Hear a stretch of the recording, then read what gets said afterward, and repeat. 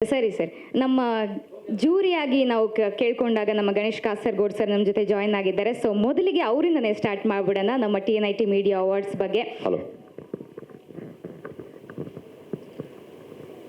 ಓಂ ಗಣೇಶಾಯ ನಮಃ. ಎಲ್ರಿಗೂ ಗೆಳೆಯರೆಲ್ರಿಗೂ ನಮಸ್ಕಾರ. ಇದೊಂದು ಅಪೂರ್ವವಾದ ಒಂದು ಸಂದರ್ಭ. ನಾವೆಲ್ಲ ಇಲ್ಲಿ ಜೊತೆ ಸೇರಿದ್ದೀವಿ.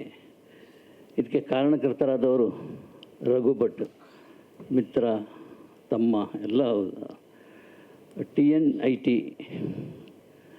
ದಿ ನ್ಯೂ ಇಂಡಿಯನ್ ಟೈಮ್ಸ್ ವತಿಯಿಂದ ಸುಮಾರು 7 ವರ್ಷಗಳಿಂದ ಇಂಥ ಒಂದು ಕಾರ್ಯಕ್ರಮ ನಡೆಸ್ಕೊಂಡು ಬರ್ತಾ ಇದ್ದಾರೆ. ನಾನು ಅವರ ಕಿವಿಯಲ್ಲಿ ಕೇಳಿದ್ದೆ, ಇದು ಯಾಕೆ ಮಾಡ್ತಾಯಿದ್ದೀರಿ ಅಂತೇಳಿ. ಅವರು ಸುಮ್ಮನೆ ಹೀಗೆ ಎದೆ ಮುಟ್ಕೊಂಡ್ರು. ಅಂದರೆ ಬಹುಶಃ ಆತ್ಮತೃಪ್ತಿಗಾಗಿ ಮಾಡ್ತಾ ಇರ್ಬೋದು ಅಂತ ಅನಿಸುತ್ತೆ ನನಗೆ. ಎಲ್ಲದಕ್ಕಿಂತಲೂ ಎಲ್ಲ ತೃಪ್ತಿಗಿಂತಲೂ ದೊಡ್ಡ ಮುಖ್ಯವಾದ್ದು ಅಂದರೆ ಆತ್ಮತೃಪ್ತಿ. ಅದನ್ನು ಪಡ್ಕೊಳ್ತಾ ಇರುವಂಥ ರಘು ಭಟ್ ಅವರಿಗೆ ಫಸ್ಟ್ ನಾನು ಅಭಿನಂದನೆ ಹೇಳ್ತೇನೆ. ಆಮೇಲೆ ದಿ ನ್ಯೂ ಇಂಡಿಯನ್ ಟೈಮ್ಸ್ ಸಂಸ್ಥೆ ಕಳೆದ 7 ವರ್ಷಗಳಿಂದ ನಡೆಸ್ಕೊಂಡು ಬರ್ತಾ ಇರೋದು. ನಾನು ಮಧ್ಯೆ ಒಂದು ಫಂಕ್ಷನ್ಗೆ ಹೋಗಿದ್ದೆ. ಆ ಫಂಕ್ಷನ್ನಲ್ಲಿ ನಾನು ನೋಡ್ತಾ ಇದ್ದಾಗೆ ಅದ್ಭುತ ಫಂಕ್ಷನ್. ನನಗೆ ಫಿಲ್ಮ್ಫೇರ್ ಅವಾರ್ಡು ನಾವು ಟಿ ವಿಯಲ್ಲಿ ನೋಡ್ತಾ ಇದ್ದಾಗ ಯಾವ ಅನುಭವ ಕೊಡ್ತಾ ಇತ್ತೋ ಅದರಷ್ಟೇ ಸಮರ್ಥವಾಗಿ ಅವರು ಎಲ್ಲ ವ್ಯವಸ್ಥೆ ಮಾಡಿದರು. ಇದನ್ನು ಯಾಕೆ ಹೊರಗಡೆ ಯಾರಿಗೂ ಗೊತ್ತಾಗಬೇಕಲ್ವ ನಮ್ಮ ಮೀಡಿಯಾ ಫ್ರೆಂಡ್ಸಿಗೆ. ಅದು ಟಿ ವಿ ಮೀಡಿಯಾ ಆಗಿರ್ಬೋದು, ಪ್ರಿಂಟ್ ಮೀಡಿಯಾ ಆಗ್ಬೋದು, ಗೊತ್ತಾಗಬೇಕಲ್ಲ, ಎಲ್ರಿಗೂ ಗೊತ್ತಾಗಬೇಕು ಅಂತ ನಾನು ಆವಾಗಲೇ ಯೋಚನೆ ಮಾಡ್ತಾಯಿದ್ದೆ. ಅದು ಇವತ್ತು ಆ ದಿನ ಕೂಡಿ ಬಂದಿದೆ. ಸೊ ಮೀಡಿಯಾನೆಲ್ಲ ಕರ್ಕೊಂಡು ಒಂದು ಫಸ್ಟ್ ಪ್ರೆಸ್ ಮೀಟ್ ಮಾಡ್ತಾ ಇದ್ದಾರೆ. ಇದು ಒಂದು ಸಾಧನೆ, ಒಂದು ಸಾಹಸ.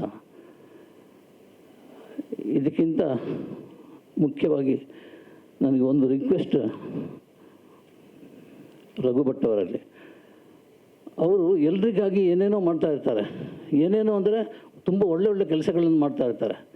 ಅವರಿಗಾಗಿ ಅಂತ ಏನೂ ಮಾಡಿಲ್ಲ. ಅದನ್ನು ಮಾಡುವ ಯೋಚನೆ ಇದೆ. ಒಂದು 3 ವರ್ಷದಿಂದ ಒಂದು ಪ್ರಾಜೆಕ್ಟ್ ನಿಂತೋಗಿಲ್ಲ, ಸ್ಟಾರ್ಟೇ ಆಗಿಲ್ಲ. ಸ್ಟಾರ್ಟ್ ಆಗಿದೆ ಅಂದರೆ ಸ್ಕ್ರಿಪ್ಟ್ ಆಗಿದೆ. ಮಹಾಕವಿ ಮಂಜೇಶ್ವರ ಗೋವಿಂದ ಪೈಗಳ ಜೀವನಾಧಾರಿತ ಒಂದು ಸಿನಿಮಾ. ಅದು ಸ್ಕ್ರಿಪ್ಟು ಎಲ್ಲ ರೆಡಿ ಇದೆ. ಸ್ಟಾರ್ಟ್ ಆಗಬೇಕು. ಸ್ಟಾರ್ಟ್ ಆಗಲಿಕ್ಕೆ ಅದೇನೋ 3 ವರ್ಷದಿಂದ ತಡೆ ಬರ್ತಾಯಿದೆ. ಈ ಸಿನಿಮಾ ನಾನು ಪ್ರಾಮಿಸ್ ಮಾಡ್ತಾಯಿದ್ದೀನಿ, ಇಷ್ಟು ವರ್ಷದ ಅನುಭವದಲ್ಲಿ ನ್ಯಾಷನಲ್ ಅವಾರ್ಡ್ ಪಡೆಯೋದ್ರಲ್ಲಿ ಯಾವ ಅನುಮಾನವೂ ಇಲ್ಲ. ಇದು ರಘು ಭಟ್ ಅವರಿಗೆ ನ್ಯಾಷನಲ್ ಲೆವೆಲ್ನ ಹೆಸರು ಕೊಡುತ್ತೆ ಅಂತ ಖಂಡಿತವಾಗಲಿ ಹೇಳ್ತಾ ಇದ್ದೇನೆ. ಯಾಕೆಂದರೆ ಅದರ ಸ್ಕ್ರಿಪ್ಟು, ಆಮೇಲೆ ಅದರ ಉಳಿದ ಎಲ್ಲ ಸಂಭಾಷಣೆ ಇದೆಲ್ಲ ನಾನೇ ಬರೆದಿರೋದು. ಅದನ್ನು ಅವರಿಗೆ ಒಪ್ಪಿಸಿದ್ದೇನೆ. ಅದನ್ನು ಆದಷ್ಟು ಬೇಗ ಶುರು ಮಾಡಿ. ಅಂದರೆ ಮಾರ್ಚ್ 23ಕ್ಕೆ ಗೋವಿಂದ ಪೈಗಳ ಜನ್ಮದಿನ, 142ನೇ ಜನ್ಮದಿನ. ಅವತ್ತು ರಿಲೀಸ್ ಆಗುವಂಗೆ ಏನಾದರೂ ಯೋಚನೆ ಮಾಡಿದರೆ, ಈಗ ಬಂದಾಗ ಹೇಳಿದರು ಅದ್ರ ಬಗ್ಗೆ ನಾನು ಮಾಡ್ತೀನಿ ಅಂತೇಳಿ. ಸೊ ಅದೊಂದು ಮಾಡಿದರೆ ಖಂಡಿತ ಅದು ಅವರಿಗಾಗಿ ಅವರು ಮಾಡ್ತಿರುವಂಥ ಕೆಲಸ ಅದು ಮಾಡಲಿ. ನಾವೆಲ್ಲ ಜೊತೆಗಿದ್ವಿ. ಪ್ರೇಮಿದ್ದಾರೆ ಇಲ್ಲಿ, ನಮ್ಮ ಎಲ್ಲ ಸ್ನೇಹಿತರಿದ್ದಾರೆ.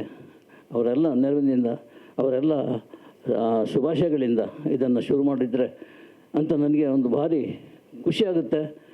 ಖಂಡಿತ ಅವರಿಗೆ, ರಘು ಭಟ್ ಅವರಿಗೆ ಒಂದು ಉಜ್ವಲವಾದ ಭವಿಷ್ಯ, ಆಲ್ ಇಂಡಿಯಾ ಲೆವೆಲ್ನಲ್ಲಿ ಮಿಂಚುವಂಥ ಒಂದು ಅವಕಾಶ ಬಂದೇ ಬರುತ್ತೆ. ಆಮೇಲೆ ಇದು ಮೀಡಿಯಾ ಅವಾರ್ಡ್ ಅಂದರೆ ಟಿ ವಿ ಮೀಡಿಯಾಕ್ಕೆ ಮಾತ್ರ ಯಾಕೆ ಕೊಡ್ತಾಯಿದ್ದೀರಿ, ಪ್ರಿಂಟ್ ಮೀಡಿಯಾಕ್ಕೆ ಕೊಡಲ್ವಾ ಅಂತ ಕೇಳ್ತಾಯಿದ್ರು. ಇದು ಒಂದು ಸ್ಯಾಂಪಲ್ ಹಾಗೇ ನಡ್ಕೊಂಡು ಬಂದಿರೋದು. ಅದನ್ನು ಅದೇ ಥರ ಮುಂದುವರಿಸಿದ್ದು. ಬಹುಶಃ ಮುಂದಿನ ವರ್ಷಗಳಲ್ಲಿ ಪ್ರಿಂಟ್ ಮೀಡಿಯಾಕ್ಕೂ ಒಂದು ಅವಕಾಶ ಇಲ್ಲಿ ಸ್ಥಾಪನೆ ಮಾಡ್ತಾರೆ ಅಂತ ನಾನು ಅಂದ್ಕೊಂಡಿದ್ದೇನೆ ರಘು ಭಟ್ ಅವರು. ಸೊ ಆದಷ್ಟು ನಮ್ಮ ಈ ಕಾರ್ಯಕ್ರಮ, ನಮ್ಮ ಈ ಅದ್ಧೂರಿಯಾದ ಕಾರ್ಯಕ್ರಮ ಬೇರೆ ಬೇರೆ ರೀತಿಯ ಟಿ ವಿ ಮೀಡಿಯಾಕ್ಕೆ ಸಂಬಂಧಪಟ್ಟ ಬೇರೆ ವಿಭಾಗದ ಮಂದಿಗೆ ಕೊಡುವಂಥ ಗೌರವಪೂರ್ವಕ ಪ್ರಶಸ್ತಿ ಇದು. ಈ ಪ್ರಶಸ್ತಿ ಸಮಾರಂಭ ಸದ್ಯದಲ್ಲೇ ನಡೆಯಲಿದೆ. ಇದು 8ನೇ ವರ್ಷದ ಪ್ರಶಸ್ತಿ. ಇದರಲ್ಲಿ ನಾನು ಮತ್ತು ನಿರ್ಮಲ ಎಲಿಗಾರವರು ಜೂರಿಗಳಾಗಿ ಕೆಲಸ ಮಾಡ್ತಾಯಿದ್ದೀವಿ. ಸೊ ನಿಮ್ಮೆಲ್ಲರ ಶುಭ ಹಾರೈಕೆ ಇರಲಿ. ದಯವಿಟ್ಟು ಆ ದಿನ ನೀವೆಲ್ಲ ಬರಬೇಕು, ನಮಗೆ ಶುಭ ಹಾರೈಸಬೇಕು ಅಂತ ಕೇಳಿಕೊಂಡು ನನ್ನ ಒಂದೆರಡು ಮಾತನ್ನು ಮುಗಿಸ್ತಾ ಇದ್ದೀನಿ. ಎಲ್ಲರಿಗೂ ನಮಸ್ಕಾರ. ಮೊಟ್ಟ ಮೊದಲನೇದಾಗಿ ರಘು ಭಟ್ ಏನು ಮಾಡ್ಕೊಂಡು ಬರ್ತಾ ಇದೆ ಸುಮಾರು 7-8 ವರ್ಷದಿಂದ, ಇದು ಭಾಳ ಅಭಿನಂದಿಸುವಂಥ ಕೆಲಸ ಇದು.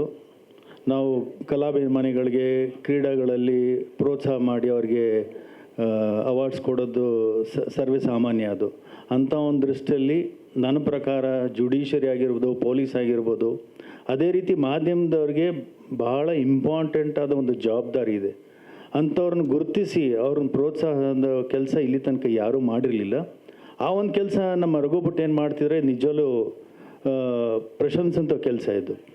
First and foremost I congratulate him for this wonderful job. ಮತ್ತು ಎರಡನೇದಾಗಿ ಈ ಒಂದು ಅವಾರ್ಡ್ ಸೆರೆಮನಿಗಾಗಲಿ ಅಥವಾ ಒಂದು ಇವೆಂಟ್ಗಾಗಲಿ AVR ಗ್ರೂಪ್ನ ಅವರು ರೋಪಿನ್ ಮಾಡಿದ್ದು ಬಹಳ ನಮಗೂ ಖುಷಿಯಾದ ವಿಚಾರ. ನಾವು ಇದೇ ರೀತಿ ಕ್ರೀಡೆ ಆಗಿರ್ಬೋದು ಅಥವಾ ಕಲಾ ಇದಕ್ಕೆಲ್ಲ ನಾವು ಅವಾರ್ಡ್ಗಳಲ್ಲಿ ಟೈಟಲ್ ಸ್ಪಾನ್ಸರ್ ಆಗಿದ್ವಿ. ಈ ಸಲ ನಮ್ಮನ್ನು ಟೈಟಲ್ ಸ್ಪಾನ್ಸರ್ ಆಗಿ ಬರಮಾಡ್ಕೊಂಡಿದ್ದು ನಮಗೂ ಭಾಳ ಖುಷಿಯಾದಂಥ ವಿಚಾರ. ಇದೇ ರೀತಿ ಇನ್ನೂ ಬಹಳ ಮಟ್ಟಕ್ಕೆ ಬೆಳೀಲಿ. ಈಗ 8ನೇ ವರ್ಷ ಇದೆ, 18 ಆಗಲಿ 28 ಆಗಲಿ ಅಂತ ನಾನು ಅವರಿಗೆ ವಿಶ್ ಮಾಡ್ತಾ ಗುಡ್ ಲಕ್ ಹೇಳ್ತಾ 2 ಮಾತುಗಳು ಮುಗಿಸ್ತೀನಿ. Thank you. Thank you sir, thank you so much. ನಮ್ಮ ಜೊತೆ ಮಾತಾಡಬೇಕಾ? ನಾನು ತುಂಬ ಮಾತಾಡಾಗಿದೆ ಆಲ್ರೆಡಿ. ಮಾಧ್ಯಮ ಮಿತ್ರರಿಗೂ ಹಾಗೆಯೇ ವೇದಿಕೆ ಮೇಲೆ ಆಸೀನಾಗಿರುವಂಥ ಎಲ್ರಿಗೂ ನಮಸ್ಕಾರ. First of all thank you so much Raghu sir. ನಾವು ಮಾಧ್ಯಮದಲ್ಲಿ ಒಂದು ಅವಕಾಶ ಸಿಕ್ಕರೆ ಸಾಕು ಅಂತ ಬಂದಂಥವ್ರು. ಇವತ್ತು ಈ ಟೀಮ್ ಜೊತೆ ನಾನಿರೋದು ತುಂಬಾ ಖುಷಿ ವಿಚಾರ. ಆ್ಯಂಡ್ ನಾನೊಬ್ಬ ರಿಪೋರ್ಟ್ರಾಗಿ ನನ್ನ ಜರ್ನಿಯನ್ನು ಸ್ಟಾರ್ಟ್ ಮಾಡೋದ್ರಿಂದ ಅಲ್ಲಿ ಒಂದು ವಿಚಾರವನ್ನು ಹಂಚ್ಕೊಳ್ಳೋಕೆ ಇಷ್ಟಪಡ್ತೀನಿ. ಸಾಕಷ್ಟು ಸಂದರ್ಭದಲ್ಲಿ ನಾವು ಯಾವುದೋ ಒಂದು ಹೈಲೈಟ್ ಆಗಿರುವಂಥ ವಿಚಾರಗಳನ್ನ ಅಥವಾ ಪ್ರೊಟೆಸ್ಟ್ ನಡೆದಿರುವಂಥ ಸಂದರ್ಭದಲ್ಲಿ ಎಲ್ಲೇ ಹೋದಂಥ ಸಿಚುವೇಷನಲ್ಲಿ ಏನಾದರೂ ಒಂದು ಚಿಕ್ಕ ವಿಜುವಲ್ಸ್ ಮಿಸ್ ಮಾಡಿದ್ರೆ ನಾವು ಎಷ್ಟೇ ಕಷ್ಟಪಟ್ಟರೂ ಕೂಡ ನಮಗೆ ಅದರ ಪ್ರತಿಫಲ ಸಿಕ್ಕಿರೋದಿಲ್ಲ. ಅದು ಸಾಕಷ್ಟು ಜನರಿಗೆ ಅನುಭವ ಆಗಿರುತ್ತೆ. ಹಾಗೆಯೇ ಟಿ ವಿಲಿ ನೋಡೋಂಥವ್ರಿಗೆ ಏನು ಅನಿಸುತ್ತೆ, ಆ್ಯಂಕರ್ಸ್ ಮಾತ್ರ ಅಲ್ಟಿಮೇಟಾಗಿ ಅವರೇ ಫೈನಲ್ ಆಗಿ ಅಂತ ಅನ್ನುವಂಥ ಭಾವನೆ ಸಾಕಷ್ಟು ಜನರಲ್ಲಿದೆ. ಆದರೆ ಪ್ರತಿ ಸಾರಿ ನಾವು ರಿಪೋರ್ಟಿಂಗ್ ಮಾಡುವಾಗ ಅಥವಾ ಆ್ಯಂಕರಿಂಗ್ ಮಾಡುವಂಥ ಸಂದರ್ಭದಲ್ಲಿ ಸೀನಿಯರ್ಸ್ಗೆ ಮಾತ್ರ ಏನೋ ಪ್ರಿಫರೆನ್ಸ್ ಕೊಡ್ತಾ ಇದ್ದಾರೆ, ನಮಗಿಲ್ಲ ಆ ರೀತಿ ಭಾವನೆಗಳನ್ನು ಎಲ್ಲ ಆಗು ಹೋಗುಗಳನ್ನ ಕೂಡ ನೋಡಿದ್ದೀವಿ. ಆದರೆ ಅಂಥವರಿಗೆ ಸಪೋರ್ಟ್ ಆಗಿ ನಾವಿದ್ದೀವಿ. ನಮ್ಮ ಕನ್ನಡ ಮಾಧ್ಯಮದವ್ರು ಯಾವುದಕ್ಕೂ ಕಡಿಮೆ ಇಲ್ಲ ಅನ್ನೋದನ್ನು ಗುರುತಿಸಿರುವಂಥದ್ದು ನಮ್ಮ TNIT ಮೀಡಿಯಾ. ಅಷ್ಟೇ ಅಲ್ಲ, ನಮ್ಮ ಈ ಸೌತ್ ಇಂಡಿಯಾದ ಭಾಗದಲ್ಲಿ ಈ ರೀತಿಯಾಗಿ ಕಾರ್ಯಕ್ರಮವನ್ನು ಮಾಡುವಂಥ ಮತ್ತೊಂದು ಸಂಸ್ಥೆಯನ್ನು ನಾನೆಲ್ಲೂ ಕೂಡ ನೋಡಿಲ್ಲ. ಸೊ ನಿಮ್ಮೆಲ್ಲರ ಸಹಕಾರ ಸಾಕಷ್ಟು ಬೇಕು. ನಮ್ಮ ಕ್ಯಾಮ್ರಾಮನ್ಗಳಾಗಿರ್ಬೋದು, ಡ್ರೈವರ್ಗಳಾಗಿರ್ಬೋದು, ಟೆಕ್ನಿಷಿಯನ್ಸ್, ಕೇವಲ ಆ್ಯಂಕರ್ಸ್ಗಳು ಮಾತ್ರ ಅಲ್ಲ, ಸಾಕಷ್ಟು ಜನರಿಂದ ಒಂದು ಮಾಧ್ಯಮ ಇದೆ ಅನ್ನೋದನ್ನು ತೋರಿಸಿಕೊಟ್ಟಂತಹ ಏಕೈಕ ಸಂಸ್ಥೆ ಅಂದರೆ ಅದು ನಮ್ಮ TNIT ಅಂತ ಹೇಳೋದಕ್ಕೆ ನಾನು ಹೆಮ್ಮೆ ಪಡ್ತೀನಿ. ಕಳೆದ 7 ವರ್ಷಗಳಿಂದ ಮಾಡಿದ್ದೀವಿ. ಆ್ಯಂಡ್ ಅವಾರ್ಡ್ ಫಂಕ್ಷನ್ ಮಾಡುವಂಥದ್ದು ಅಷ್ಟು ಈಸಿಯಾಗಿರೋಂಥ ಮಾತಲ್ಲ. ಯಾಕೆ ಕೊಟ್ಟರು, ಯಾವುದಕ್ಕೆ ಕೊಟ್ಟರು, ಹೇಗೆ ಏನು ಸಾಕಷ್ಟು ಪ್ರಶ್ನೆಗಳು ಬರುತ್ತೆ. ಹೀಗಾಗಿ ನಮ್ಮ ಜೊತೆ ಈ ಸಾರಿ ಜೂರಿಯಾಗಿ ಇಬ್ಬರು ಅದ್ಭುತವಾಗಿರೋಂಥ ವ್ಯಕ್ತಿಗಳು ಜಾಯಿನ್ ಆಗಿದ್ದಾರೆ. ಸೊ ನಿಮ್ಮೆಲ್ಲರ ಸಹಕಾರ ನಮ್ಮ ಸಂಸ್ಥೆ ಮೇಲೆ ಹೀಗೆ ಸದಾಕಾಲ ಇರಲಿ ಅಂತ ನಾನು ಕೇಳ್ತೀನಿ. Thank you so much. ಮೊದಲನೇದಾಗಿ ನನ್ನ ಗೆಳೆಯ ರಘು ಭಟ್ ಹಾಗೂ ಸುಗುಣ ಅವರಿಗೆ ಹೃತ್ಪೂರ್ವಕ ಅಭಿನಂದನೆಗಳು ಮತ್ತು ತುಂಬ ಹೃದಯದ ಧನ್ಯವಾದಗಳು ಹೇಳೋದಕ್ಕೆ ಇಷ್ಟಪಡ್ತೇನೆ. ಮಾಧ್ಯಮ ಅಂತ ಬಂದಾಗ ಎಲ್ಲರ ಮಧ್ಯದಲ್ಲಿ ಒಂದು ಬ್ರಿಡ್ಜ್ ಥರ ನಿಂತ್ಕೊಳ್ಳೋವಂಥದ್ದು ಮಾಧ್ಯಮ. ಸೊ ನಾನು ಮೊದಲನೇದಾಗಿ ಗಣೇಶ್ ಕಾಸರಗೋಡು ಸರ್ ಯಾಕೆ ಮಾತಾಡಲಿ ಅಂತ ಹೇಳಿದೆ ಅಂದರೆ, ನಾನು ಇಂಡಸ್ಟ್ರಿಗೆ ಬಂದಾಗಿಂದ ನಮ್ಮನ್ನು ನೋಡ್ತಾ ಇರೋರವರು, ನಮ್ಮನ್ನು ತಿದ್ದಿದವರು, ನಾವು ತಪ್ಪು ಮಾಡಿದಾಗ ನಮಗೆ ಬೈದವರು ಎಲ್ಲವೂ ಸಹ ಆಗಿ ಅವರು ನಮಗೆ ಅವತ್ತಿಂದ ಇವತ್ತರೆಗೂ ಗುರುಗಳಿಗೆ ಸಮಾನ. ಸೊ ಹಾಗಾಗಿನೇ ಅವರು ಮೊದಲು ಮಾತಾಡಲಿ ಅಂತ ಹೇಳಿದೆ.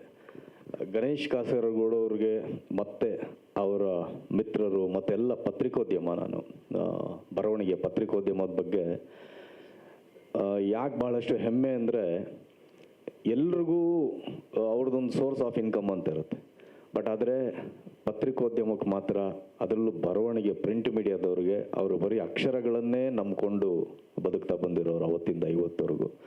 ಅಫ್ಕೋರ್ಸ್ ಇವತ್ತು ತುಂಬ ಅಡ್ವಾನ್ಸ್ ಆಗಿ ಟೆಕ್ನಾಲಜಿಯಲ್ಲಾಗಿ ಸೋಷಿಯಲ್ ಮೀಡಿಯಾ ಬಂದಿದೆ, ಎಲೆಕ್ಟ್ರಾನಿಕ್ ಮೀಡಿಯಾ ಬಂದಿದೆ. ಪತ್ರಿಕೋದ್ಯಮದಲ್ಲಿ ಇದ್ದವರು ಅಷ್ಟೂ ಜನ ಇವತ್ತು ಎಲೆಕ್ಟ್ರಾನಿಕ್ ಮೀಡಿಯಾದಲ್ಲಿ ತುಂಬ ದೊಡ್ಡ ದೊಡ್ಡ ಹುದ್ದೆಗಳಲ್ಲಿದ್ದಾರೆ. ಇವತ್ತು ಅವರು ದುಡ್ಡು ನೋಡ್ತಾ ಇದ್ದಾರೆ, ಬಹಳಷ್ಟು ಸಂತೋಷ. ಆವತ್ತಿನ ಕಾಲದಲ್ಲಿ ಏನೂ ನೋಡಿರಲಿಲ್ಲ ಅವರು, ಇವತ್ತು ದುಡ್ಡು ನೋಡ್ತಾ ಇದ್ದಾರೆ, ಬಹಳಷ್ಟು ಸಂತೋಷ. ಆದರೆ ಗಣೇಶ್ ಕಾಸರಗೋಡು ಸರ್ ಬಗ್ಗೆ ಹೆಮ್ಮೆ ಅಂದರೆ ಇವತ್ತು ಅವರು ಬರವಣಿಗೆನೇ ನಂಬ್ಕೊಂಡು ಬದುಕ್ತಾ ಇದ್ದಾರೆ ಅವರು. ಸೊ ಹಾಗಾಗಿ ಅವ್ರು ಹೇಳಿದಾಗೆ ಪ್ರಿಂಟ್ ಮೀಡಿಯಾಗೂ ಸಹ ಅವಾರ್ಡ್ಗಳಿನ ಮುಂದೆ ಕೊಡೋ ಥರ ಆಗಬೇಕು. ಒಂದು ಸಲಿಗೆ ತಗೋತೀನಿ, ರಘು ನನ್ನ ಫ್ರೆಂಡು ಅನ್ನೋ ಕಾರಣಕ್ಕೆ. ಸೊ ಪ್ರಿಂಟ್ ಮೀಡಿಯಾದವ್ರಿಗೆ ನೀವೇನು ಅವಾರ್ಡ್ ಕೊಡ್ತೀರಾ, ಆ ಅವಾರ್ಡ್ ಕೊಡೋ ಬದಲು ದಯವಿಟ್ಟು ಅವ್ರಿಗೆ ಕ್ಯಾಶ್ ಅವಾರ್ಡೇ ಕೊಡಿ ಅಂತ. ಯಾಕಂದರೆ ಅದರ ಅವಶ್ಯಕತೆ ಅವ್ರಿಗೆ ತುಂಬ ಇದೆ. ಸಾಹಿತಿಗಳಿರ್ಬೋದು, ಸಾಹಿತ್ಯ ಬರೆಯೋರು ಇರ್ಬೋದು, ಅವರೆಲ್ಲನೂ ಸಹ ಅಕ್ಷರನೇ ನಂಬ್ಕೊಂಡು ಬದುಕ್ತಾ ಇರ್ತಾರಾಗಿರೋದ್ರಿಂದ ಅವ್ರಿಗೆ ಬರೀ ಅವಾರ್ಡ್ ಕೊಟ್ಟರೆ, ಒಂದು ಸರ್ಟಿಫಿಕೇಟ್ ಕೊಟ್ಟರೆ ಅದರಿಂದ ಏನೂ ಆಗಲ್ಲ. ಯಾಕಂದ್ರೆ ನಾವು ಸುಮಾರು ಸರಿ ನಾವು ನೋಡಿದ್ದೀವಿ, ಎಷ್ಟೋ ಜನ ಸಾಹಿತಿಗಳು ನಂಬ್ತಿರೋ ಇಲ್ಲೋ ದೊಡ್ಡ ದೊಡ್ಡ ವೇದಿಕೆಗಳಲ್ಲಿ ಹೇಳಿರ್ತಾರೆ, ಈ ಶಾಲು, ಈ ಶೀಲ್ಡು ಇವೆಲ್ಲ ಕೊಡೋ ಬದಲು ನಮ್ಗೆ ಯಾಕರಪ್ಪ, ನಮ್ಗೆ ವಯಸ್ಸಾಯ್ತು ತಗೊಂಡು ನಾವು ಏನು ಮಾಡೋಣ, ನಮ್ಗೆ ಒಂದಷ್ಟು ದುಡ್ಡು ಕೊಡ್ರಯ್ಯ, ನಮ್ಗೇನೋ ಕಷ್ಟ ಇದೆ, ನಾವು ಇದು ಮಾಡ್ಕೊಳ್ತೀವಿ ಅಂತ ಹೇಳಿ. ಸೊ ಹಾಗಾಗಿ ಅದೊಂದು ಸಲಿಗೆಯಿಂದ ಹೇಳಿದೆ. ಮತ್ತು ಮೀಡಿಯಾದವ್ರಿಗೆ ಅವಾರ್ಡ್ ಕೊಡೋವಂಥ ಒಂದು ಕೆಲಸವನ್ನು ರಘು ಮಾಡಿದರೆ ಗೊತ್ತಿಲ್ಲ, ಒಂದು ಅಪರೂಪದ ಥಾಟ್ ಹೇಗೆ ಬಂತು ಅಂತ. ಇಂಥ ಅಪರೂಪದ ಆಲೋಚನೆಗಳು ಅವನಿಗೆ ಬರ್ತಾ ಇರುತ್ತೆ ಯಾವಾಗಲೂ ಸಹ.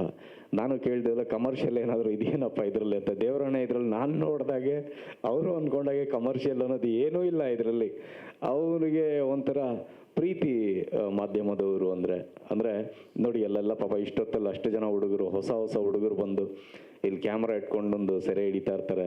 ಎಂಥ ಕ್ರಿಟಿಕಲ್ ಸಿಚುವೇಶನ್ ಇರ್ಬೋದು, ಯಾವ ಥರ ಪರಿಸ್ಥಿತಿ ಇರ್ಬೋದು, ಅವ್ರು ಎಂಥ ಪರಿಸ್ಥಿತಿಯಲ್ಲಿ ಹೋಗಿ ಅದನ್ನು ರೆಕಾರ್ಡ್ ಮಾಡಿ ಅವ್ರು ತೊಗೊಂಡೋಗಿ ಕೊಡಲೇಬೇಕು, ಅದು ಅವ್ರ ಅನಿವಾರ್ಯ ಅದು.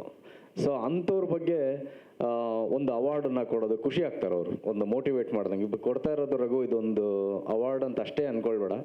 ನಾನು ಯಾವಾಗಲೂ ಹೇಳ್ತಾ ಇರ್ತೀನಿ, ನಮಗೆ ಸಿನಿಮಾದವ್ರಿಗೂ ಆ್ಯಕ್ಟ್ರುಗಳಿಗೂ ಸಹ ಒಂದು 50 ಡೇಸ್ ಆದರೆ 100 ಡೇಸ್ ಆದರೆ ಪ್ರೊಡ್ಯೂಸರ್ಗೆ ಅದನ್ನೇ ಕೇಳ್ಕೊಳ್ಳೋದು, ಸರ್ 1 ಲಕ್ಷ ರೂಪಾಯಿ ರೆಮ್ಯುನರೇಷನ್ ಕಡಿಮೆ ಕೊಡಿ, ಬಟ್ ಒಂದು ಫಂಕ್ಷನ್ ಮಾಡಿ ನಮಗೊಂದು ಶೀಲ್ಡ್ ಕೊಡಿ, ಒಂದು ಮೊಮೆಂಟೋ ಕೊಡಿ ಅಂತ. ಯಾಕಂದರೆ ನಮ್ಮ ಮೊಮ್ಮಕ್ಕಳು ಮಕ್ಕಳು ಎಲ್ಲನೂ ನಿಮ್ಮಪ್ಪ ಏನು ಆಸ್ತಿ ಸಂಪಾದನೆ ಮಾಡಿದ್ದಾನೆ ಅಂತ ಕೇಳಿದ್ರೆ ಆ ಗೋಡೆ ಮೇಲೆ ತೋರಿಸ್ ಸರ್, ನೋಡೋ ಅಪ್ಪ 100 ಡೇಸ್ ಮೂವಿ ಶೀಲ್ಡು, ಇದು ಸಿಲ್ವರ್ ಜೂಬ್ಲಿ ಶೀಲ್ಡು ಅಂತ. ಹಾಗೆಯೇ ಇವತ್ತಲ್ಲಿ ಕೆಲಸ ಮಾಡ್ತಾ ಇರೋ ಹುಡುಗರಿಗೆಲ್ಲ ನೀವು ಮೊಮೆಂಟೋ ಕೊಡೋದು, ಅವ್ರಿಗೆ ಎಂಕರೇಜ್ ಮಾಡೋದು ಅವ್ರ ಮನೆಗಳಲ್ಲಿ ಯಾವತ್ತೂ ಇರುತ್ತೆ ಆ ಗೋಡೆ ಮೇಲೆ.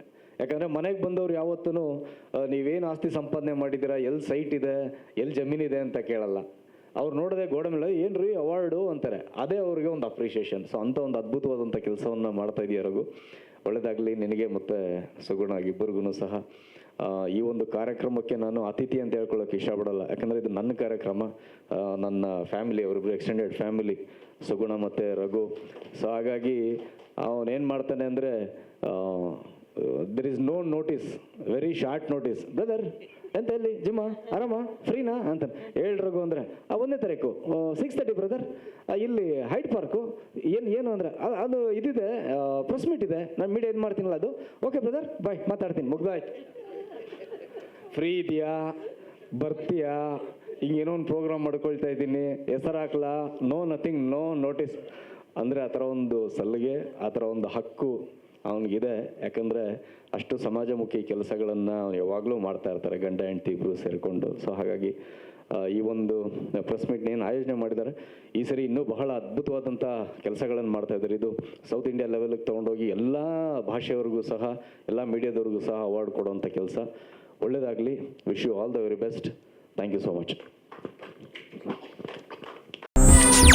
ಹೆಚ್ಚಿನ ಸುದ್ದಿಗಳಿಗಾಗಿ ನಮ್ಮ ಚಾನೆಲ್ನ ಸಬ್ಸ್ಕ್ರೈಬ್ ಮಾಡಿ.